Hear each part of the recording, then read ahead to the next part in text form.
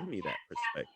You know what I mean? As much I just told my dad I want to play football, and my dad's like, "Go, just do it. If this Yeah, is yeah, what go you want do to it. do, Yeah, it just sounds like stick. the Haitian. It sounds like the Haitian culture. Right, just stick to it. If this is what Yeah, you want to do, just stick to it. That's how my dad was. Just I don't want to hear about you quitting. I don't want to hear about it's too hard. I don't care what your coaches say to you just better do it. You know what I mean? So just having that mindset of wanting to, just like you said, I was hungry, and you yeah. guys gave me that perspective.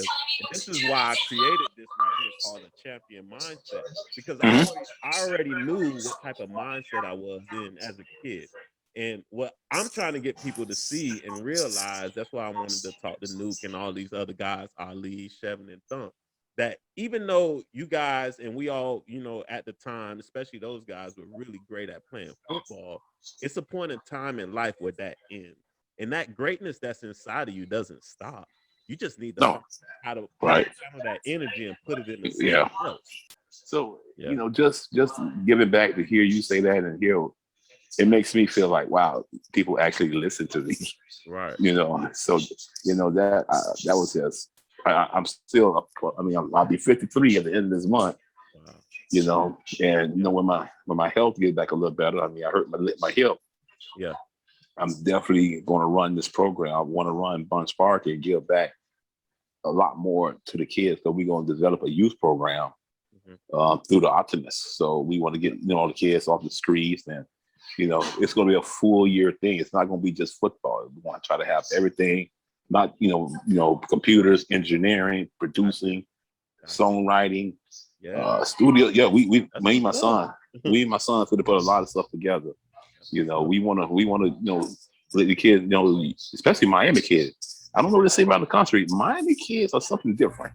Very different. I know You because know, I am one.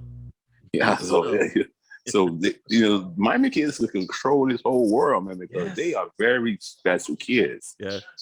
So that's why we want to put this in this and not make it just like a football thing that we want. Everything: football, basketball, ballerinas, managers, Yeah. agents. We want everything to come out this program, man. To say like, our kids, man. We don't realize they special Right. because they go through so much. I mean, everybody talk about have their gang problems, but Miami is so cultural. They got to deal with so much. Dealing with stuff like that. So Right. yeah, it's an appreciation, EJ, and Yeah. I really appreciate just what you're saying that and what you're doing now. This is just amazing. Hmm. This could reach out to so many other people. Right. It's like wow. Let me think about doing something different in my life if they're not headed the way they think they should be. Right. Just to hear things how Nuke made it, how the other kids played, and how they went on to college, and Yeah. it's just so much. 'Cause a lot of kids really give up. Right. Right. My son almost didn't go to college because his sister got murdered, right after graduation. Yeah. And I told he didn't want to go. I said, look, you going to college because your sister will want you to go. She wouldn't want you not to go. Right. So you Right. gotta go. Ain't no put about it. So I mean, now he went in.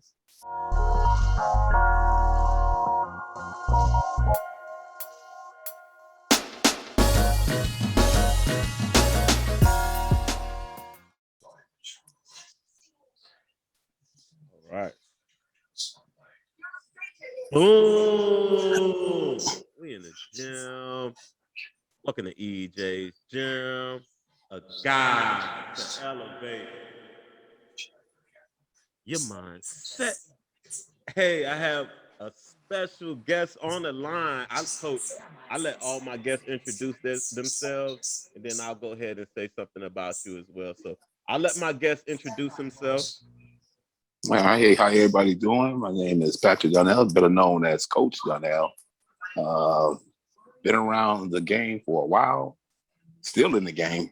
Might as well say I'm doing a lot of mentoring now. People come in, ask a lot of questions, how to do certain things, how to get a program started. And I got one guy that's going to give me a call about how to start a program in Washington, D.C. So Okay. it's getting to go. It's going to go global now, which I love. That's what's up. Yeah, and we have Coach D, like I said, Coach D on the line, Miami Central. I had to give you applause for the Miami Central. And before you started coaching at Central, Coach D was my coach. He coached me at Central. From you got there, were you there? You got there my sophomore year, because I remember Coach Ponce was there. What was your first year there at Central? The first year there, I think it was because I remember when Coach Tucson, which was Tucson Helpburn, he was the coordinator, and he told me I'm going to love this guy at tackle. He said he's a little undersized, but he's a technician. And I was like, okay, all right, Coach, let me see him, let me check him out.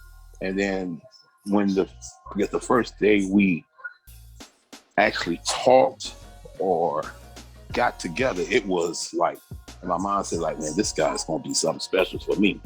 He's gonna be my man. You know, right off the bat, I just knew just the conversation, you know, how you presented yourself, like, yeah, he's gonna be my man, without a doubt. And me and Helper talked about it, and we went from there. Of course, he had a little problem, so I think it was I had 2 years with you, so I'm pretty, so it was definitely your sophomore year. Well, I guess we was in the spring. Yeah, we was in the spring. Going into junior year. Yeah, most definitely. Mm-hmm. Yeah, I had came from Edison, so yeah. So what made you say that, like our first conversation, if you can take me back about our first conversation, what did we talk about? What type of mindset did I have? It wasn't even just the mindset, it was the way you presented yourself, and you was hungry. You was hungry for how to get better. You know, it was more like, you know, I can't remember exactly how I talked to you guys first, because I wanted to have a meeting with you guys. Mm-hmm. And you just stood out. You stood out. You know, everybody basically was quiet, right. You know, and then from that point, first day, you showed the leadership about, you know, asking me questions. I remember that, and I'm explaining to you what my expectations are. Uh-huh. And then it's like, I guess when you was there, everybody else just fell into place. And then, of course, I knew, you know, that I wasn't going to be a hard ass, but I was sometimes. I knew that. Uh-huh. And I wanted you guys to come together as one, which it took time. As you remember how we used to do things through practice, how I used to say, everybody's together, we're a family, and the famous thing is one fight, we all fight. Right. And the thing about where the mentality of putting stuff in y'all in regards to no one walks through your line. Right. That was a mental thing. I was like, no one come through this line. So we pass and blocking, you can't come through here. Mm-hmm. So that was one of the things of mentally getting you guys ready and learning all the different techniques that I wanted to provide for you guys, because the game is a mental game. It's not really physical. To me, it's only 10% physical. Yeah. And with the offensive line, we have to be, in my opinion, we got to be smart, right? Not physical. Mm-hmm. So once we learn how to be mental of the aspect of the offensive line, physical will come easy. Right. All right, there we go. Yeah. So, all right. So, you got there coming from Edison, and we talked about, you know, my mindset and our group mindset. And I remember Coach Hepburn coming in, and I think I remember that spring we tried something different, because I don't wing team. Courtney got hurt. Yeah, we tried that. We tried to run the wing team, which I was totally against. That's probably why I hate that offense so much, because when the coaches up here try to get me to coach, I try to run. I'm like, I am not coaching that. I'm not I mean, I don't like it. I just don't like it. See, helper in theory was, if wing T is designed for, you know, a lot of coaches don't want to say this, it's designed for players with not that much athletic ability. So that's why you run the ball, you try to misdirection, because you don't have that much talent or ability of athletes on your team. So you run the wing team, it kills the clock. You know, there's sometimes you get a big play every now and then. Right. So it's a time ball. So Helpburn said, man, his theory was, I got all these athletes. So if I could teach them the wing team, I'll be dangerous. Yeah. And I'm like, well, I said, yeah, you're right. But I said, remember, you got to have an offensive line. You know, wing T is built on big guys laying on people. Yeah. We don't have that. But that's what his other theory was. let's use the smaller guy quick to the blocks. Uh-huh. And in our backs, be quick to the hole. We were unstoppable. Right. So we got Courtney got hurt. Then we used Vincent. I remember Vincent. It was very hard for him to teach her how to do the quarterback steps because the quarterback steps is the most important thing in a winning team. You had to drop this thing called the midline. You have Vincent? Yeah, at corner, the defensive back, he was like, because he couldn't throw. I remember the game playing this day. When the other team. Defensive back Vincent? Yes, right. That's right. Man, I need to call him, man. I interviewed. We never talked about that. Really? Look, he couldn't understand the midline. That was the thing. It's a imaginary line for the quarterback in the winning team offense. Right. He had to know how to stay on that midline. If you watch the winning team in progress, the quarterback hardly never moves. He stays in that one spot. The backs do all the moving. Yes. So when the other team we played in the spring, when they found out he could throw, they just jammed the box. Yeah. So we couldn't do nothing because they jammed the box. The coach, one of the players found out, said, I remember clearly on the sideline, "Oh, he can't throw. He can't throw, coach. He can't throw. He can't." I was like, "Oh, we dead. We dead." That's all I said. We dead now. Didn't we put Nuke back there too? Nuke definitely hated the win team. Yeah. Yeah, he hated it. He didn't want no parts of it. Right? We put him at quarterback too, right? No, he didn't get a chance to learn too much. If we did, I don't remember if we did. Mm-hmm. It was a desperate situation. Right. You know, but so when we got, I think we lost the Jamboree. I'm pretty sure we lost, and then Coach Hepburn was boom. It was a lot to it. It was a lot to other than he Coach Mitch and Coach Butterfield put a lot of pressure on Hepburn. You know, so Hepburn is a very nice guy. Right. Very nice guy. Right. But he I was always his right hand man. Right. So me personally, I'm a very vocal guy. I'm gonna tell you, straight up, hey man, this is not what we're doing, or man, you need to do this and do that and get it right. So Hepburn is not that type of guy. So anytime Hepburn had any problems with someone, I dealt with it. I basically stepped up and said, man, nah, man, coach wanted like this. This is how we gonna do it. If you don't like it, get out. So it was a lot of pressure. We had a meeting. It was a lot of pressure, and Hepburn gave that look. I'm like, uh-oh, I know this look. So he walked out of the field house. So I went outside and said, hey man, what's up? What's going on, man? Why you walked out of the meeting? And he was like, man, Pat, I don't know. Man, I just got to cool off for a minute. I said, all right. So I went back and Coach Sanders went outside and he called me to the office when he came back. I was like, he said, man, your boy just walked off, man. I'm like, what? He said, yeah, man, your boy just walked. He just quit. Oh. Yeah, he quit. He couldn't deal with the pressure of Metro. Metro Butterfield was they wasn't trying to get him fired. They were just pressuring him on certain things of the offense. He was still trying to push the wing T, and I kept telling him this ain't gonna work. But he felt in love with it, with the offense. And I'm like, nah, man, it ain't gonna work, man. Yeah. And we got to go to something else. Right. And he was like, man, it gotta work. It gonna work. We just gotta have time. It maybe would have worked, maybe not. But I was against it. But I was gonna do everything I do to help them make it work. Mm-hmm. But Mitchell Butterfield was totally against it. I think Coach Field came in. No, Coach Field wasn't there yet. Mm-hmm. So then when he left, when he decided to quit, that's how basically Mitch got the coordinator job. So nobody never knows. Sanders offered it to me first. Yeah. But I said I didn't have the time. I was, working at the time. I think I was working 2 jobs at a time. Yeah. And I just told him I don't have the time to do it. I think I was working 2 jobs.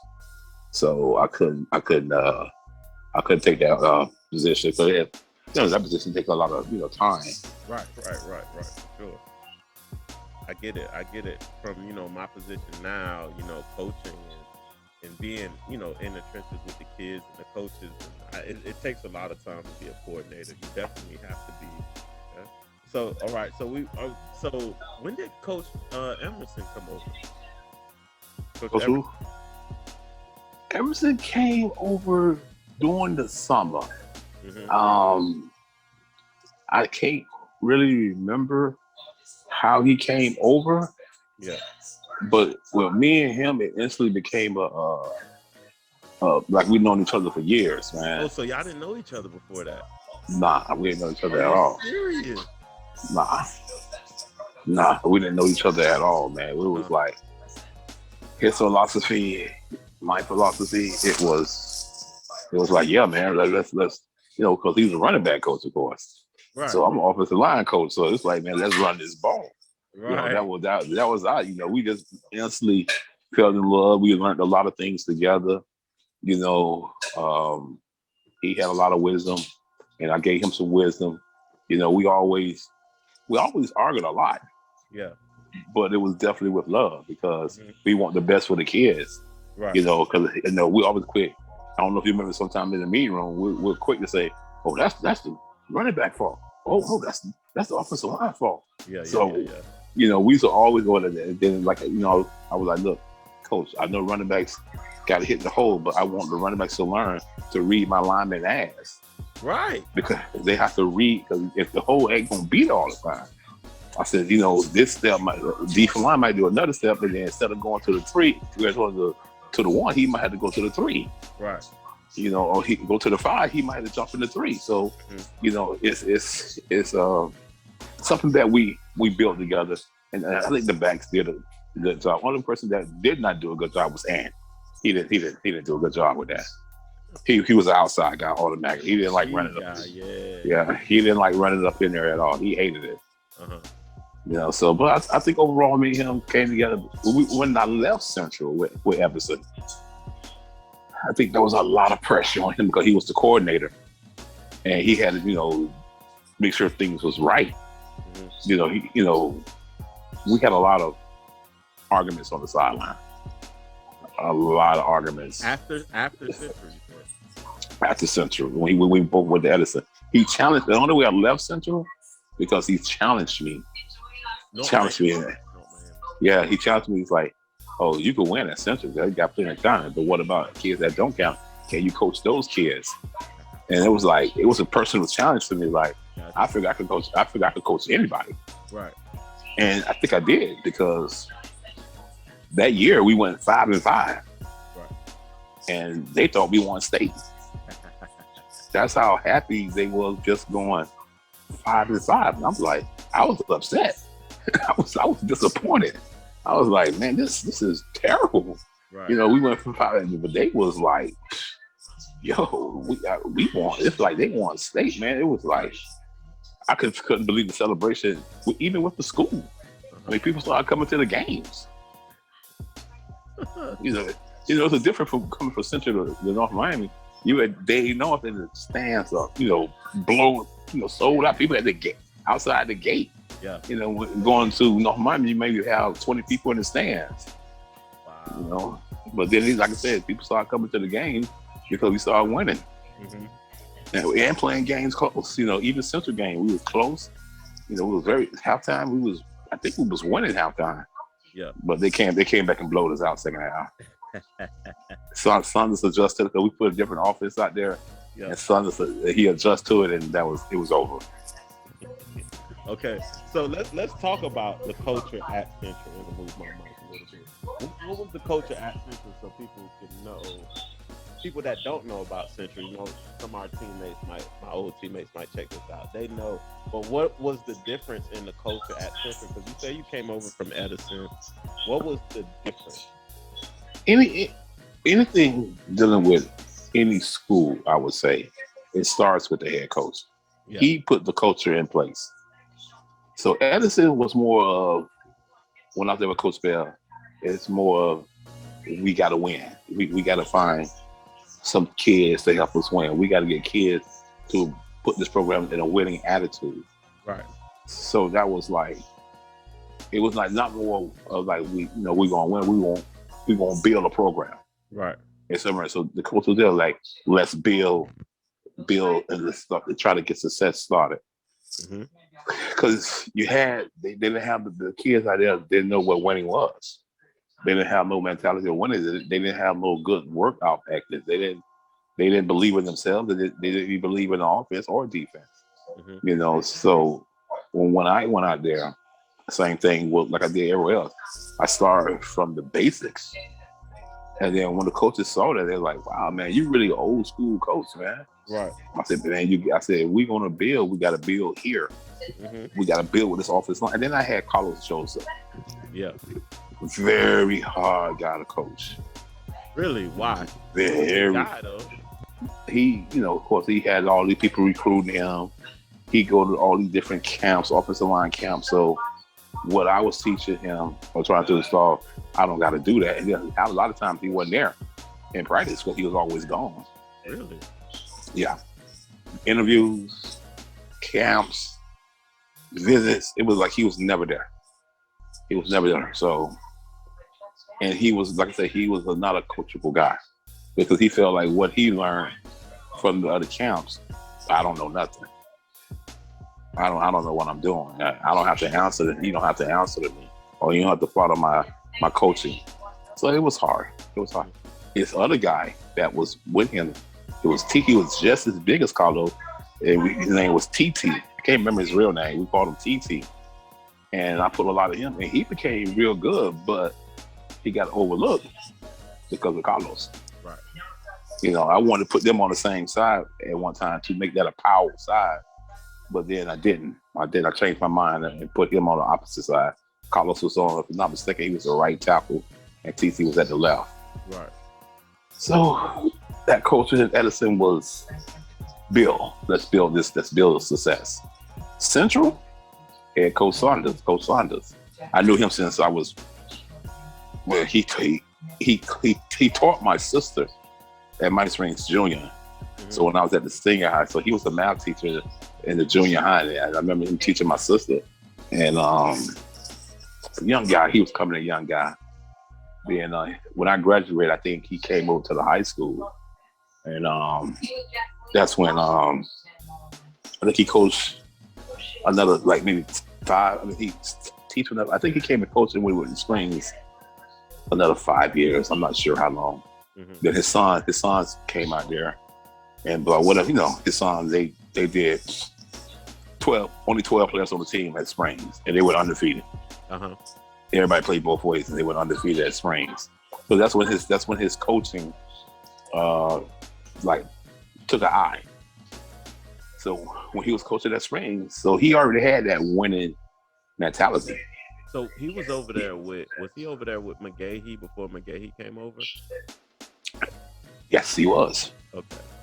Yes, he was. Okay. So when he left Springs and came to Central, and when I had the interview with him, because Tucson said, I got a coach I want to bring over. He interviewed everybody. He didn't let not one coach come in there on hey, this is my homeboy, let him coach. Nah, he interviewed everybody. So when he see me walk in the door, he was like, Patrick Donnell. I'm like, yeah, coach, this me. Yeah. Man, coach, I said, yeah, coach, I've been there for a minute. I saw, I talked about his years at Springs and when they went 10-0, and I was proud of the Emma model. They was tough. You got to admit, 12 kids on the team. No, I'm sorry, 13 kids, and all of them had to go both ways. Wow. And they went 10-0. So they lost in the play. I think they lost to South Ridge because South Ridge just warmed down. Yeah. So he was like, yeah, coach, we were talking, and he said with his expectations of what he wanted and out of the coaches, and he always wanted the coach to learn more than what you know. He expressed that a lot. He was big on coaching clinics. He was big. He told me, like, when he said, look, coach, I want to at least try to get you guys to go to at least 2 coaching clinics. Find some time where you could go. And then I really want you to do 4. Wow. So, but he said, I'll accept 2. So, and then when we go to the coaching clinic, we really don't go to the position where we coach. He make us go to other positions. Wow. Mainly, if you coach offense, he wants you to go on defense. And if you coach defense, he wants you to go on offense. He wants you to learn the other side of the ball, which I knew some of the other side of the ball a lot because I coached a lot of that when I was doing offense. I really never really coached the offense. Mm-hmm. I normally just coached. I was always the coordinator for the defense. Yeah. So when he put that in, he hired me, and he put down, hey, this is what I want you guys to do. He didn't know nothing about offense. Coach Saunders didn't know nothing about offense. Nothing. Like anytime he had any questions, he would never go to Tucson. He would never go to Heidelberg. He would never go to Mitchell. He came to me. Don't even do it again, Coach. What are we? He thought, wait, Coach, what are we doing? What are we doing? Why are we not running the ball? I'm like, Coach, I'm going to talk to you guys, and he's in my ear like, why are we not running the ball? So then I got to go run to, hey man, look, Coach still wants to run the ball a little more. And of course I did too.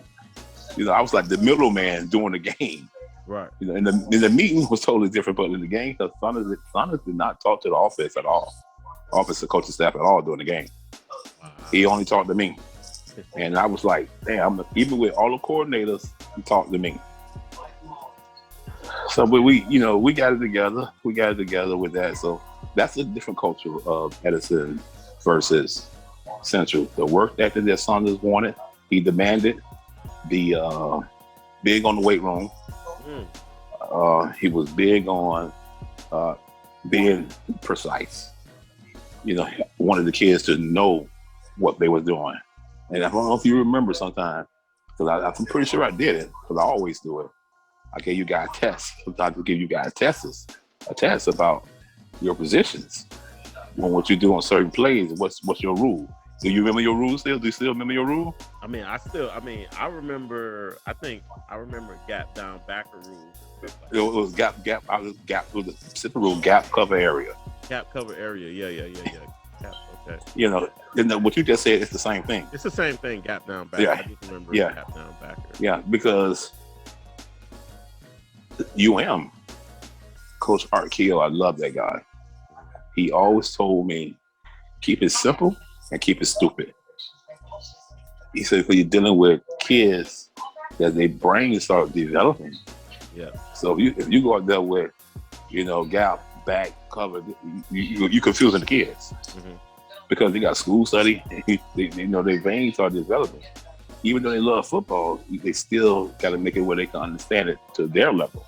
Right. So that's why I always try to keep it simple, where you understood what was going on. And then Saunders loved that because he understood it. Mm-hmm.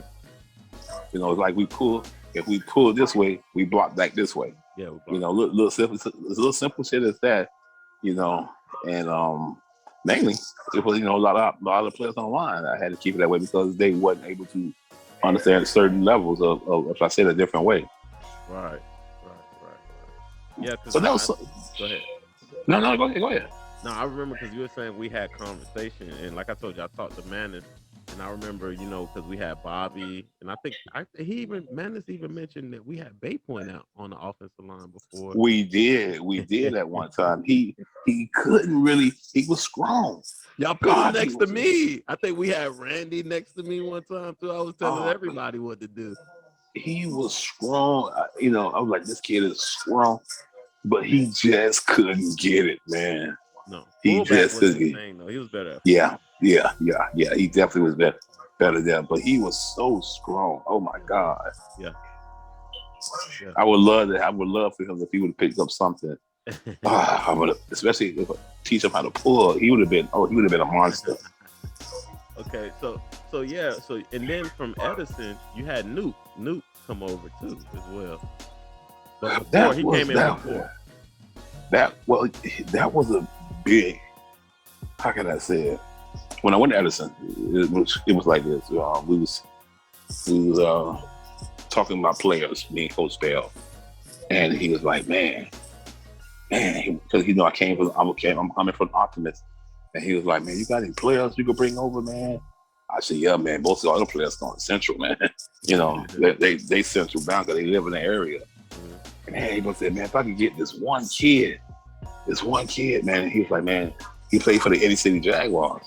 He's like, if I get this one kid, man, I know I could do something. Uh-huh. So we was talking. We never said what the kid was talking about. I said, man, I just want this one kid, man. And then he just said, this name they call him New. Yeah. I said, New. New. I said, my exact words to him. When do you want him? He said, what you mean, Coach? Man, when do you want him, Coach? He said, Coach, man, I would love him right now. All right, Coach, I'll work on it tomorrow. So he never actually hired him or anything like that. Mm-hmm. So I found out Nuke was at Central. At Carroll City. Yeah. He was at Springs first. Springs didn't know what they had in the hallway. They did not know what they had walking around that hallway. But he had his my grade. His grades was terrible. I mean, terrible. I mean, 0.5 something like that. He had bad grades, real bad grades. So he ended up going to Carol City. So he wasn't playing no ball at Carol City either. So Carol City didn't know what they had in the hallway. So I talked to his mom. I said, "Have Luke come live with me, just for a while, for a couple of years maybe, or whatever." But she was doing some hard times too, so she was like, Luke agreed to it, and you know, of course, I'm coming right now. So he came to live with me, and that's how I was living in the central area. I was living in the central area, and the person that did the registering at Edison, I grew up with her because she lived right next door to me when I was growing up, and of course she went to Springs too. So we got him in. Worked on his grades, and boom, that's how he got there. Then later on, Corey Bell, Coach Bell, like, "Oh, that's your nephew?" I'm like, yeah, that's my nephew. So that's how it started with Nuke, man. Then one game we were playing Coral Reef. Ain't gonna never forget it. We were playing Coral Reef, and Coach Bell was like, "Man, we gotta win this game. This is the game we gotta win. We gotta win this one right here." So it was and he threatened the kids. If you don't win, catch the bus back to school. Don't get on the bus to go back. He had a whole bunch of quarters in his pocket. It was hilarious. So Nuke, it was a lot of things with Edison coaches they didn't really like. New coaches coming in so many words. You know, I'm an outsider. I want an insider that went to Edison, played at Edison. All those coaches basically was at Edison were ex-players. So I was an outsider. Tucson was an outsider. So they really didn't vibe with us. It was like pulling rope sometimes. So tug of war. It was a tug of war. Yeah. So we're playing Coral Reef. This cornerback that was on Nuke couldn't cover Nuke at all. So Bill on the sideline said, "Man, you trying to right in front of the kids? You trying to tell me we can't get the ball to Nuke? Why we can't get the ball to Nuke? Nuke need the ball right now, man." But he's on the sideline losing his mind because the kids definitely couldn't cover Nuke. So the quarterback would not throw the ball to Nuke. So before the game, Luke said, "If we lose, he said, man, I'm out of here, man. I don't want to be here no more." He said, man, transfer me to Central. I'm sitting there like, all right. You know, even my son was playing on that team too. Yeah. He was at free safety. Right. And they went through the ball and we lost. My son didn't get on the bus. He walked home because I live right behind Dave, right behind the McDonald's. I live right behind there. On 27. So he went on 27, right across the street from Miami-Dade. Right. So he walked on. And with all this gear on, so I never rode on the bus. I always drove to the game. So when I get to the locker room, I see Nuke, like, he's dancing at the locker. We just lost. So everybody trying to wonder why is he so happy. Yeah. Of course, I knew because I know we could go for the transfer here in the Central. Right. So Coach Pons was like, "Yeah, man." He was like, "Yeah, give me Nuke." You knew Coach Pons too? Yeah, I knew Coach Pons. I met him with my brother. So he was like, "Yeah, man, come on, bring it on." So, because I had, I let them know just what the situation was going on. So they was like, "Man, come on, come on, get it done." Yeah. So we ran. So when Nuke left, he rode home with me, of course. And I said, "You sure you want to do this? I'm out of here. I want to go to Central." I said, "All right, let's do it." So my son, of course, I'm going to transfer him too, because he was getting recruited. My son was getting recruited to Florida State because they thought he was a senior, and they didn't realize he was just a 10th grader. Yeah. And they was like, "Wow." They he had, my son was about 6'2", 6'2", 6'2 and a half, something like that. Long free safety. He played free safety. So with little speed. So they was like, yeah. So when I transferred my son out there, he didn't want to play football no more. He got caught up in them girls. So he was done. Yeah. He was done. So Newt, Edison wouldn't let Newt go. They fired me. Coach Bell fired me because he's like, and I told Coach Bell, why you fired me for kids? I thought you hired me for my coaching ability. I said, you fired me for kids? Okay. We'll put something in and block it. And he was like, I was like, Coach, all right, Coach, you gonna fire me like that? What up? So it took Newt about a month to get him. So Bell basically, told, like I did some sneaky stuff to get, but Bell didn't know he was living with me. Right. So the school board came, did a home study to make sure he was living there and all that. So like I said, it took about a month to get Newt there, the Central. Then once he got to Central, the rest is history. Right. So it was better for him to go there anyway. It was right. It was much better for him to go there. So what was the conversation like for him when he got to Central? Like was just like you said, he was happy, but what was the difference? Like, did he tell you it was a difference in the culture? Oh, most definitely, because he was more like, this is something where I should have been in the first place, because it was not about separating him from other players. It was like you were part of this team, so you was going to be part of this team. Of course, he was probably the best thing out there. Right. He never felt that way. Yeah, I know. He said that. He said we had Sweetie, we had Gary, we had a couple of other guys I remember, but most of them were on defense. And I remember T. We had Christian, because I was a freshman going into that was my first year playing varsity with Newt. That was his first time being there at Central. Right. So I didn't know any better. You know what I mean? Yeah. And to me, he was the best thing smoking on the team. And he was like, he never felt that way, just like you said. Yeah, I mean, when I was coaching him in Optimist, I always try to keep him. I always kept him, because a lot of people put stuff in your head that make you think something that you really ain't. So I always tell him, I always try to keep him level. Even I knew what type of talent he had. Right. I mean, here's a kid that was 8 years old, 9 years old, and taking hand signals by the coach. People was like, "Are y'all doing hand signals?" Like, yeah, we are. So they never understood how this 8-year-old kid playing quarterback knew how to get hand signals. Really? That's crazy. Yeah. We was the only team doing that. And I mean, with that team at Northside, that's how I knew he has a lot of talent. Because he always, when Newt grew up, I always used to watch the uniforms.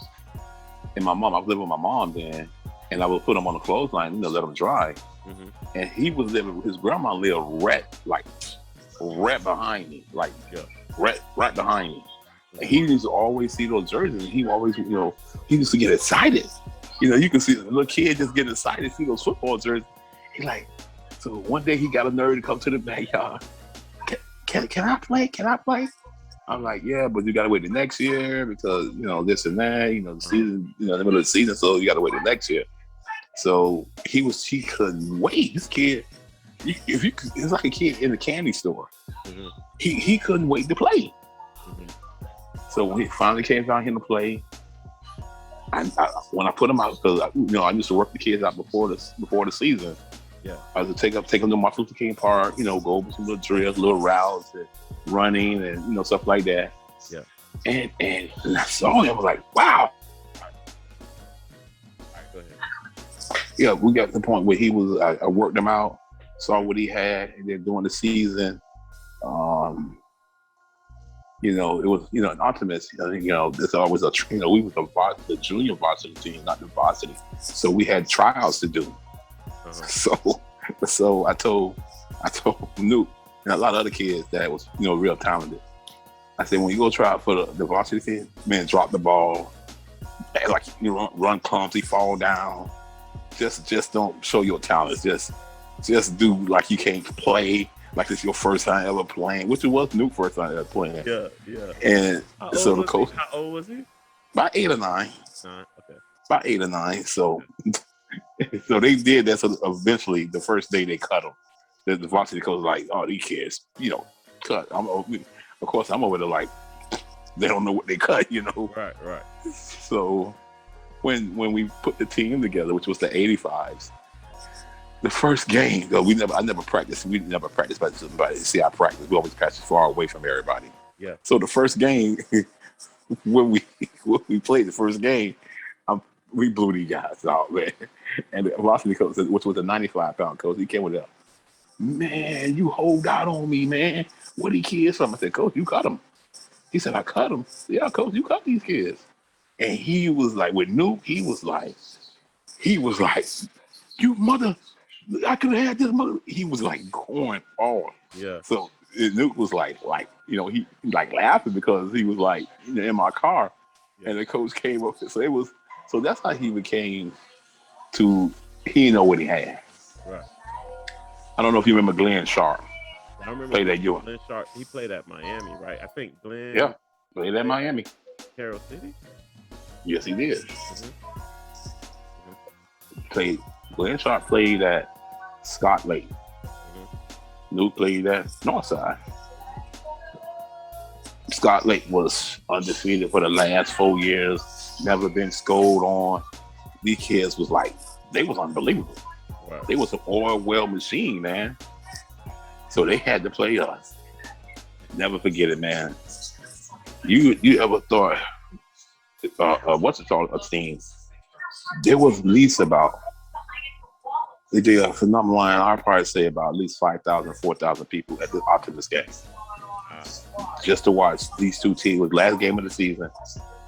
And make a long story short, Nuke made tremendous plays in that game. Right. When I say tremendous, he was number 2. I just call him Little Dion. He hit Glenn so hard.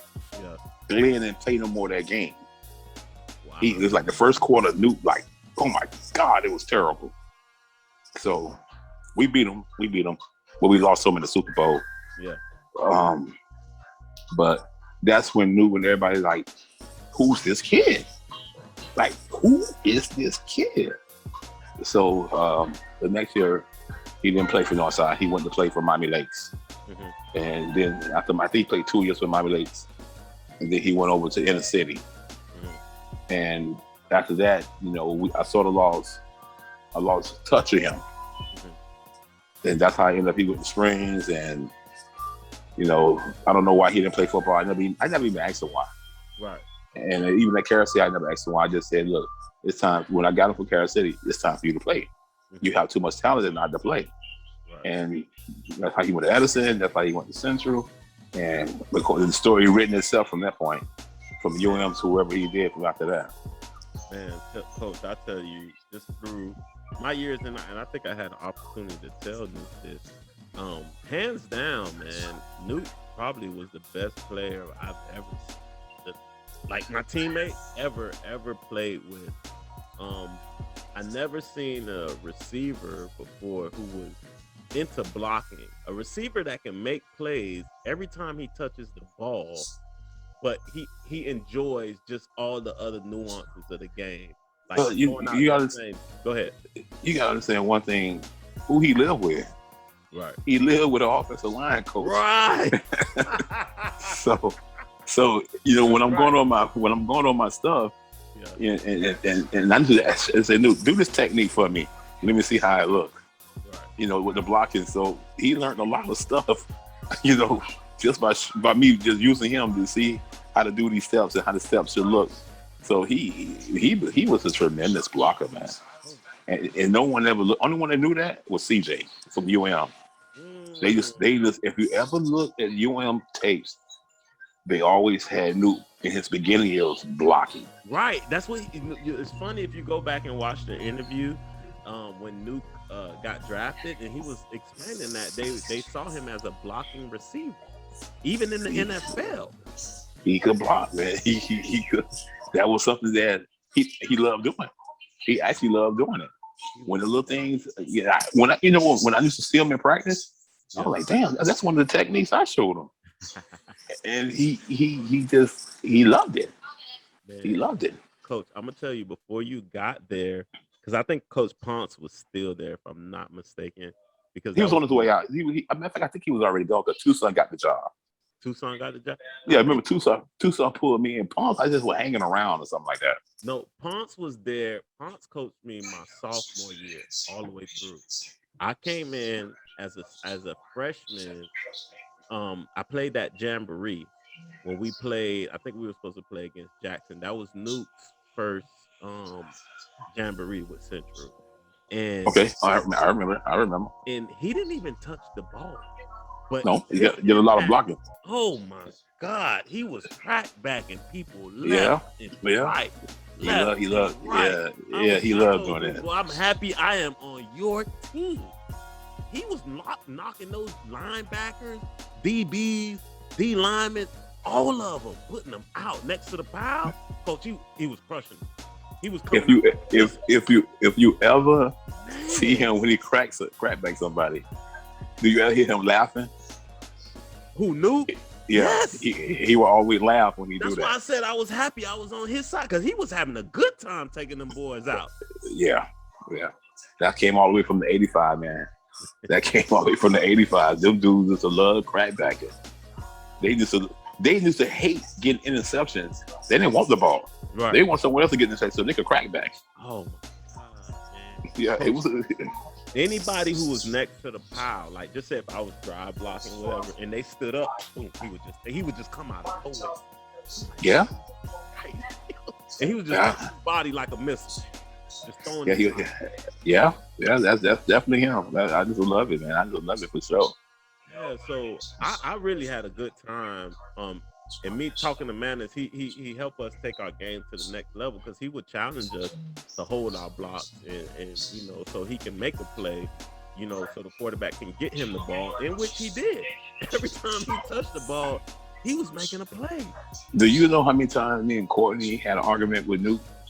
What do you mean? Like Courtney, I brought Courtney in too. Courtney, I coached Courtney in offense too. I Really? basically, That's yeah, I like raised. Courtney on the line, man. Yeah, Courtney, man. I basically raised Courtney, man. Really? Courtney played offense damn near all his life. All his life in offense, he played for me. Right. So when they came to Central, Courtney came from America He came to from Central, America. Yeah. and when Courtney saw being the quarterback that I know he could be, like Duke came in, man, tell Courtney throw the ball, man. Courtney don't trust me. So I grabbed Courtney. I said, look, motherfucker, if you don't throw the ball to Nuke, me and you gonna have a problem. Get Nuke the ball, man. And then but the coaches be like, man, Reed, man, get Nuke the ball, man. That's all. Man, get him. So when Courtney saw I give him the ball, he started seeing what he could do. He was like, there was nobody else to throw to after that. Because Courtney's he's a very disciplined guy. When the coach say him to do something, he's gonna do it. Right. And then until if I say something to him, he's gonna be like, man, forget what the coaches say. Yeah. Because they were like, no. Mitchell them didn't want to put Courtney in them. Put Nuke on the pedestal. They didn't want him to do that. They didn't want him to be like the top receiver. Okay. Courtney, get Nuke the ball, bro. That's all I had to say. Nuke started getting the ball. Then Mitchell them started believing in Courtney. Nuke more, because they didn't believe in Nuke. Mm-hmm. They thought he was a Charles. Nuke had got in trouble. I don't know if you remember. We played Norland for district. Mm-hmm. I don't know if you remember that game. I don't remember. Come on now, you gotta remember this. Nuke didn't play the first half because Nuke got in trouble with the school with his girlfriend. So Coach Saunders came to me and said, "Hey, this is what's going on." So they asked me what we should do. I said, "Fuck, he don't play." He don't play at all. He's at the bench. Mm-hmm. So Mitchell was like, "Nah, Coach, that's a little too steep, man. Y'all asked me what I thought. He don't play." Yeah. So Luke got on the bus. I told Luke, "You ain't playing tonight, bro." Right. So he got on the bus. What's up, baby? What's up on the interview?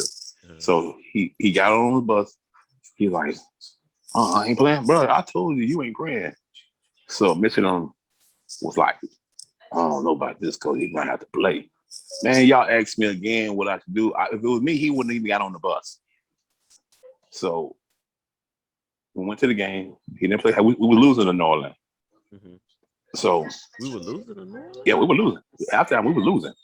We won district, but we was losing. If you remember, That we, must have we been my junior year. I don't remember. it was your junior year. It Yeah, was your we junior year. didn't blow many teams out that year. We No, won so tight games that year. so when Nuke halftime, they put Nuke in. Nuke started, making things happen. As he was making things happen, I knew he would. So we saw, I think we was up. Came in the fourth quarter. Sonda was panicking Uh-huh. because what the receiver? I think it was Bo. What his name was? Bo or something. The receiver.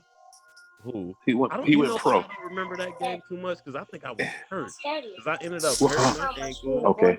and I don't Yeah, think I tried. Remember, I think that same game, Coach Fields wanted me to play. I had heavy tape. I think I got hurt North Miami game, and then he made me. I think he made me warm up, and you told me no. You told me not to go because my ankle was too bad. I don't think I played that game. I'm hungry. All right, hold on, Brian. That's Yeah, probably why I because don't remember that game too much. well, because Nuke, Sonda was the fourth quarter. I can't remember the receiver. He went pro too. He went to LSU and went pro. Oh, Dwayne Bowe. Dwayne Bowe. Sonda was panicking. And he called me over. Man, you think Nuke can play free safety? Man, shit. No, I think. Of course he can play free safety. Yeah. Nuke won in the game. Oh no. I ain't gonna never forget. I think I do remember that game, but go ahead. If you remember, he came. It's on the video, the highlight tape, which I got it too. You got the highlight. You got to Coach. You got to give me that. So yeah, it's on VHS. I gotta find a way to get it from you. Yeah, so I said I was gonna put it on. I said I was gonna put it on the CD, but I still gonna do that. Nuke came across the. I'll broadcast it and send it to the guys, man. Okay. For that. Okay, yeah, I still got it. So Dwayne came across the middle. He had to get the first down for Norland to keep moving to win the game. It was like fourth down. Yeah, it was fourth. In fact, it was fourth down. Dwayne came across the middle, knew the free safety, the ball was coming. I thought Nuke was finna pick it. You know what he did? He hit Dwayne Bowe so fucking hard. The ball went up in the air and hit the ground. The only thing you see Nuke after that, dancing. We won the district. Okay. We won district. Then maybe next time they went and won. No, they went and won state, something like this. They won and won. Which was our state title. Yeah. Yeah. So was that the same year or was that the next year they won? No, it was the same year. Your sophomore year, your junior year. Yeah. Because we lost to the district. We lost to Piper and Plantation. I'm sorry, Plantation. Plantation. Yeah, I was gonna say we beat the brakes off of Piper. Yeah. So Nuke just was special throughout his career, man. And I think Sonda was a great head coach. When Bird came in, he was learning the game. Coach Fields was something special. A lot of people didn't like his way of doing things, but he was special. He gave y'all what I had, but he gave y'all a lot of more of being physical. And I love it because of Coach Fields, but I love him for that. I think we was a good team, but he didn't want to do that. He didn't want to do offensive line. And that's why he ended up doing receivers. Gotcha. Yeah, because he played tight end, so yeah. So he was valuable. He was very valuable. Coach Fields on the line too. He was very upset with me. Really? Because I wouldn't advance my coaching. He always wanted me to go to the next level. He always wanted me to like, man, you need to really go get into college. So a lot of college coaches always said that to me too. Mm-hmm. Even when my son went to college, the college coach was like, come on, man, can you come up here and coach my offensive line? Right. And I was like, nah, I ain't got time. I got a family. I got work. I just ain't got time. I'm married. And, I don't got time for that really now, And I said, financially, I'm not established to do that. So Coach Field was, Coach Field was young, single, have a trust fund with his parents. So he did that, which is I'm happy for. I'm very pleased with him on where he's at now, Yeah. When I used to tell people like he was my assistant, they were like, what? How he your assistant? He goes to college. Yeah. He was my assistant, man, but he's a great guy. Yeah. I have some stories, man. I'm definitely gonna get Coach Fields on the line, man. And yeah, he you know what? I'll text you his number. I got his number. Yeah. I have his number too. We okay. chat every now and then. I know he was at Miami I think he's doing the tight ends at Miami. Okay. Yeah. Okay. Yeah, he had a guy got drafted really high recently. Oh, that's good. That's If good. I'm not mistaken, that the tight end from Miami. If I'm not mistaken, like I said, Oh, I he was. follow it, but I look into Oh, it. he was. I Yeah, usually don't. that tight end was good. You know, DJ, I'm losing battery here. I got like 8% left. Okay, yeah, we can start, wrapping it up. But I just like want you to know, just like what you said is very true. Like I'm very thankful for you guys. Well, Coach Ponce first. I know you weren't there with Coach Ponce. Coach Ponce, you, Coach Fields, because and then I like to thank my college coaches, Coach Martin, because when I went up to college, even though I did go to a smaller school and I was still undersized, I was able to play right away, coach. Like as a true freshman. I played as a true freshman. And then when I came in, they put me on special teams. I was the up back guy, like the fullback. Mm-hmm. And then the next year, they made me, wear an eligible number. I wore my 78 that I wore in high school. Mm-hmm. And I Mm-hmm. played fullback, and I was like a motion tight end in our big packages. I played a lot, and I maximized my size and my talent. And I know it was due to what you guys taught me because I was able to go into an offense and understand it right away. You know what I mean? And I don't Right. care what when you go on to the next level, that's what happens. A lot of kids get lost in the sauce when it comes to the verbiage and to understanding the game. But you guys taught me a game. You first off, I learned it from so many different angles. But you guys Right. taught me, just like you said, you taught me the basic principles, which was able to translate in Correct. any offense. Correct. It's like with now for algebra. You learn the basic, everything else will fall into place. Right. And with the thing that what I'm hearing from you right now, I'm gonna heard this even with people that I work with and supervise. This other day, the guy was like, "Man, I appreciate you being my supervisor. You taught me so much of life, Right. And I was and my mentor that brought me in this game, Yeah. which he passed on, which was Reverend Cooper. He formed my marriage. Right. He always used to tell me, if you feel like you know too much in this game, it's time for you to go. Because you learn. He always said that you can learn from a kid. He always told me that you can learn something from a kid. And I stuck there with that for life with him. And he loved it, Nuke. He loved Nuke. He was a very quiet coach, but when he get mad, you'll know that he's pissed off. Yeah. So, but he was such a mentor to me, just in spiritual life, football. He was he taught me so much. And then I'll never forget when he told me, you have a gift with kids. Your calling is dealing with kids. And I just took that and went with it because when people tell me like you appreciated me, coaching you and learning stuff, the other guy that said that he learned so much of me just about life. Yeah. Even with my own son, he's basically following in my footsteps of dealing with kids. And, when he played, he knew so much of the game. Yeah, I remember he used to watch us run around watching. Exactly. He used to be in the room when we doing, breaking down plays and start doing, he was sitting right there, looking. So, he absorbed so much. And I told him personally, man, you would be a great coach, man. You know so much of this game. Wow. That he even told me that I stole one of his plays, which I did. Yeah. He drew some on the board, and I used it in an Optimus game. And he's like, Daddy, that was my play. Yeah, it was. I said, I fine-tuned it, but it was your play. So, just give it back to hear you say that and hear, it makes me feel like, wow, people actually listen to me. Right. So, that was just, I'm still, I'll be 53 at the end of this month. And when my health gets back a little better, I hurt my hip. Yeah. I'm definitely going to run this program. I want to run Bunche Park and give back a lot more to the kids. So we're going to develop a youth program through the Optimist. So we want to get all the kids off the streets, and it's going to be a full year thing. It's not going to be just football. We want to try to have everything, not computers, engineering, producing, songwriting. Studio. Yeah, we me and my son. Me and my son could have put a lot of stuff together. We wanna let the kids, especially Miami kids. I don't know what to say about the country. Miami kids are something different. Very different. I know, because I am one. Yeah. Miami kids can control this whole world, man, because they are very special kids. Yeah. So that's why we want to put this in this and not make it just like a football thing that we want. Everything: football, basketball, ballerinas, managers, agents. We want everything to come out this program, man, to say, like, our kids, man, we don't realize they special.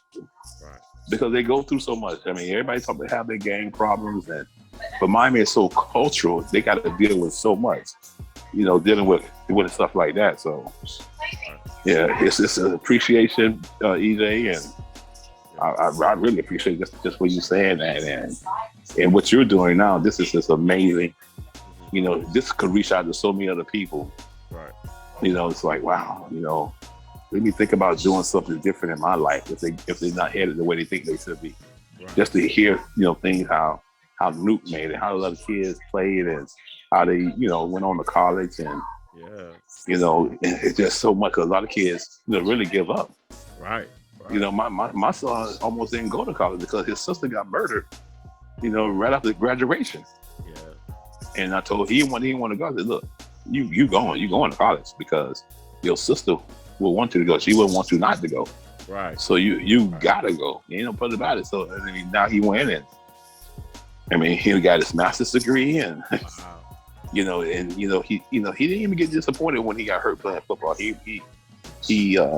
went another route, and which that was he went towards. I'm just gonna go to graduate school, get my master's degree, and I'm gonna go after that. I got these plans and that plan, so which was great. A lot of kids, when they don't play and get hurt, they go in the shell, like Rookie. Right. Rookie put in the shell for a while. Right. When he didn't get drafted, I told the Rookie, and I told him, man, God got a purpose for your life. What it is, we don't know, but you can't quit. You can't go in the shell and block yourself out of the world. Right. So he did, go play a little arena football. I don't know if he's still playing. Right. But he got shafted, but in other words, he didn't give up. He came back into it and found another way, which is all good. Yeah. And what you said is big, because I am one of those Miami kids, and I know everything you're talking about. Growing up in the inner city, being the first generation, my family's from Haiti, right? And you guys helping me by helping me pave the path by giving me another perspective as a coach, because my dad couldn't give me that perspective. You know what I mean? As much I just told my dad I want to play football, and my dad's like, go, just do it. If go do it. Yeah, it sounds like the Haitian. It sounds like the Haitian culture. Right, just stick to it. If this is what you want to do, just stick to it. That's how my dad was. I don't want to hear about you quitting. I don't want to hear about it's too hard. I don't care what your coaches say to you. You just better do it.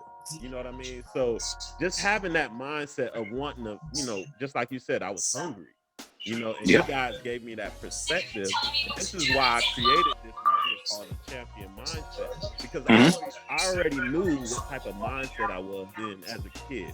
And what I'm trying to get people to see and realize, that's why I wanted to talk to Nuke and all these other guys, Ali, Shevin, and Thump, that even though you guys and we all, at the time, especially those guys were really great at playing football, it's a point in time in life where that ends. And that greatness that's inside of you doesn't stop. You just need to learn how to channel that energy and put it in something else. You know what I mean? Yeah.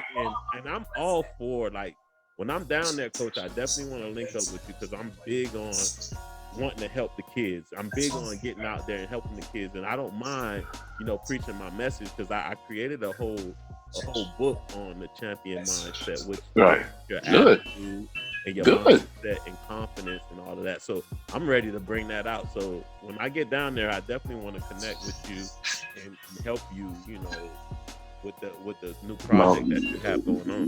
No problem. We in the process of getting it done, getting our paperwork done, and all that stuff. We took a little break right now because my son, he just had a baby boy, right? And so he, getting settled with his wife, and Hmm. his baby. So I mean, once he get that done, get his schedule like he wants to, because his wife is a school teacher too. Right. So once he get that done, then we'll be back on board of getting stuff done, and working on we working on some grants now. Right. Matter of fact, he got a meeting with Games Alternative sometime next week about other fundings that he could get, Yeah. because this organization is, which I didn't even know about it. They're big in Right. Miami. Right. In the part of South Florida, their nonprofit is worth 8.5 million, Wow. and then it's with a lot of the video I saw was dealing with a lot of Haitian kids, man. I loved it, man. 'Cause it was out of Little Haiti. The program Right. is in Little Haiti, and God knows that place needs something big over there. That when I heard the kids talking about keeping themselves, to help them keeping them off the streets, and Hmm. you know, graduating from college, high school and college. This one girl, her mama kicked her out of the house, and Wow. it's all sad, but it's all, in the end, it's all worth the hearing those stories, because that program helped them. Right. Right. They saw a different vision, and Yeah. that's what we want to start. Not just in Little Haiti. I want to start this program throughout the whole Dade County, or the whole Dade Broward, West Palm Beach. I want to, get these kids to understand, and you always have an option. Right. Right. Right. Like I tell my kids, you know right and you know wrong. When you out there by yourself, you got to make the decision. Right. Right. You make a wrong decision, you got to live with it. Gotta live with it, man. And then when you know the right decision, peer pressure is hard, and I know that. Right. So you can't let peer pressure take over your mind. Man. You your own person, be your own man. So some of them, think of listening with my oldest grandson. I really want him to succeed, because he could be like one of the kids could be anything they want. Hold on from this. He Yeah. could be the next senator or whoever. Anything. He has that mind to be a lawyer. He loves the debate.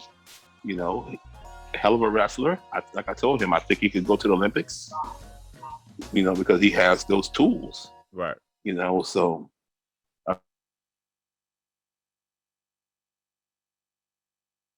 Mhm.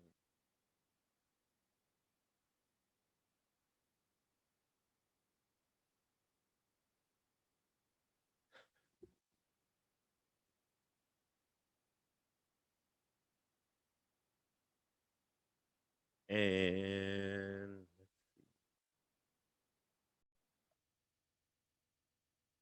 all right. So I'm doing this just in case I don't get a chance, because Coach was telling me that his phone was dying and we was having issues with the audio with the laptop. So this is one I want to say, from the guys in the inner city of Miami or any inner city. And sports was, my way of finding my my path in life. Let's say that.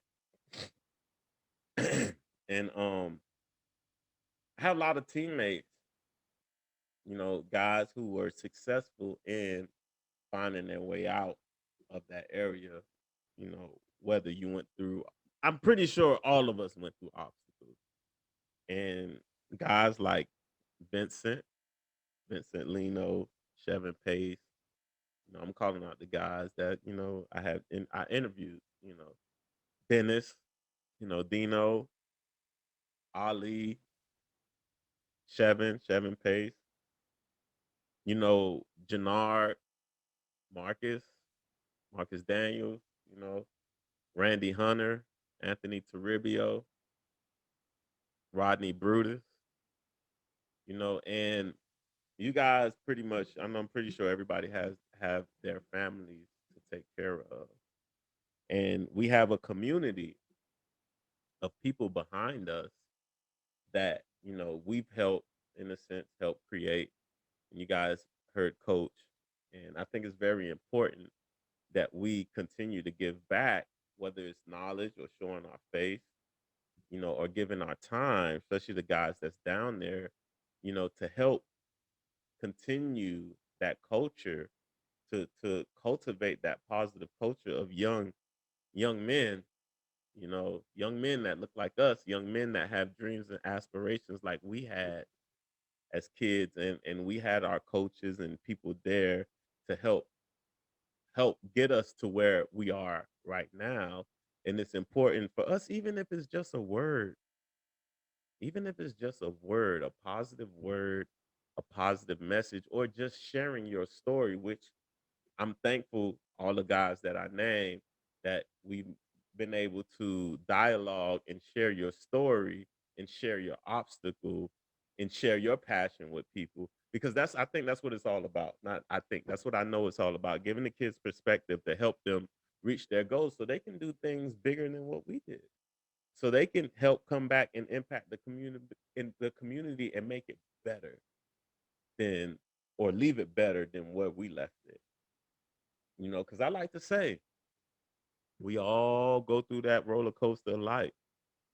We all go through that roller coaster of life.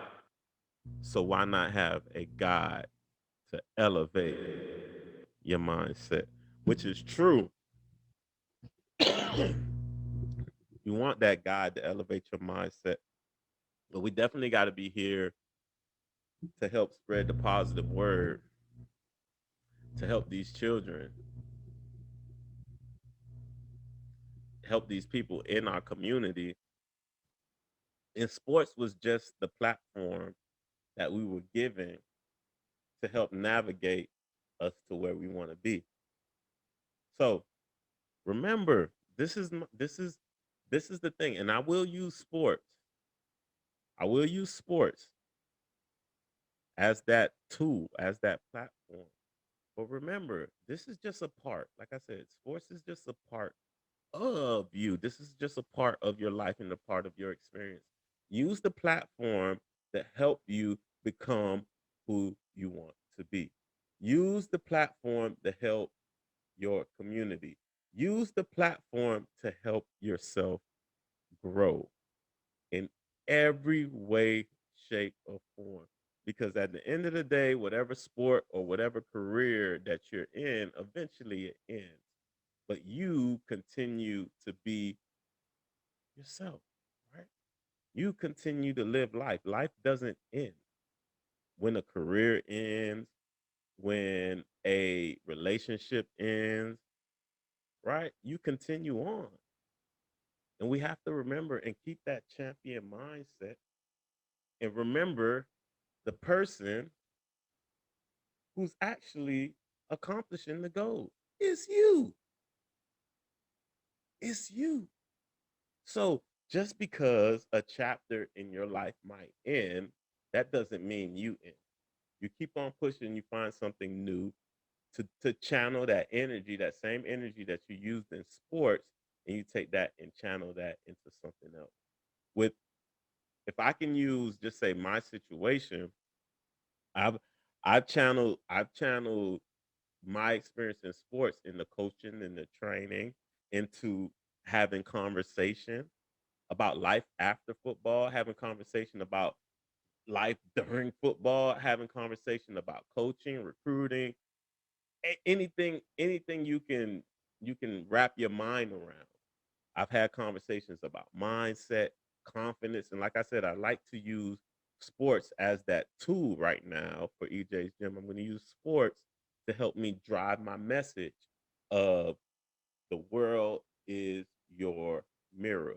What you focus on expands. Even as an athlete, what you focus on expands. Even as a human being, what you focus on expands. So the same principles that you use to accomplish a goal to play football is the same, or anything in fitness is the same tools that you're going to use to accomplish a goal in real life. So it's all about the application and taking skills and spilling those skills over into something else. Because, like I said, we all go through that roller coaster of life. So why not have a guide to elevate your mindset? Jim out.